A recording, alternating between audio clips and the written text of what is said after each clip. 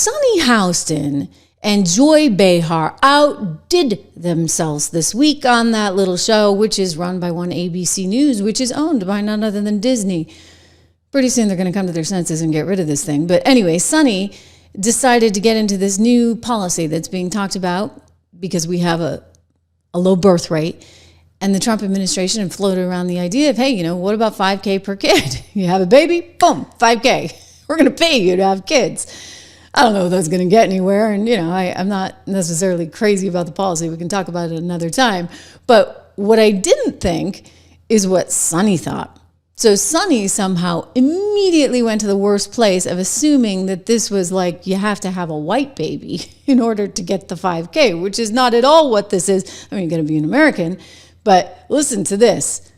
Sunny Hostin on the baby bonus and where her head goes and where her colleague Joy Behar goes. Because when I look at something like this, these proposals, I want to know why, and I want to know who's making them.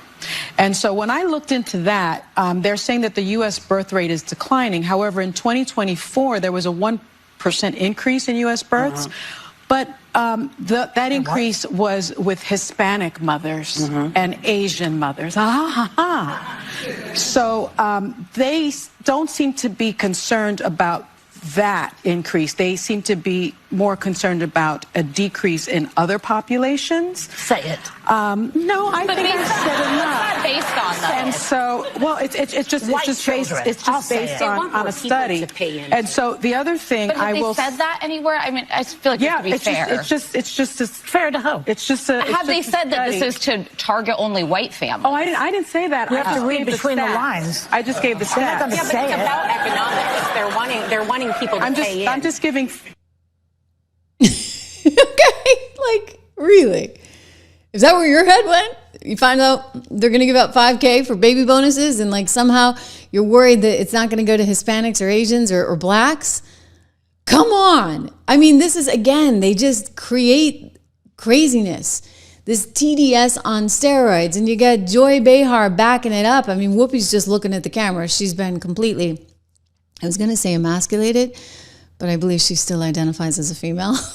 Nonetheless, she's emasculated. I'll look for another word later. She doesn't have quite her mojo anymore because it is my belief that she's been told she has to calm down because she's been so blatantly irresponsible on that show. And Bob Iger, the CEO of Disney, is looking at it and saying, I don't know how much longer we can do this, especially with Brendan Carr from the FCC breathing down our back.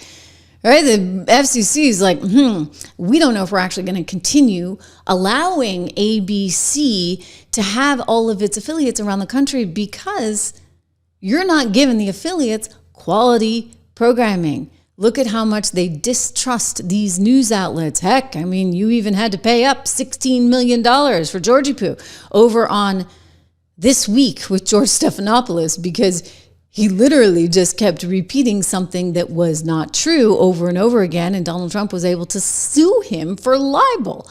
I mean, gosh, guys, wake up. I mean, I do think my own personal view on this is that Whoopi Goldberg has made a decision that she wants to keep her job.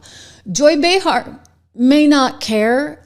She's kind of at the end of her rope there. I don't know how old she is, but she's approaching 80 and she just sold her place and did not sell. I don't know if she sold it. She put her place on the market in Sag Harbor for some $10+ million, little 4,000 square foot salt box that it is in the center of town. Ooh, prices are steep, huh? Who said the economy was doing bad? Anyway, look, all of them have TDS. But what's frightening about this is I go back to what's happening in the courts and the hysteria and, oh my gosh, you can't deport somebody who's here illegally, even if they've committed a crime.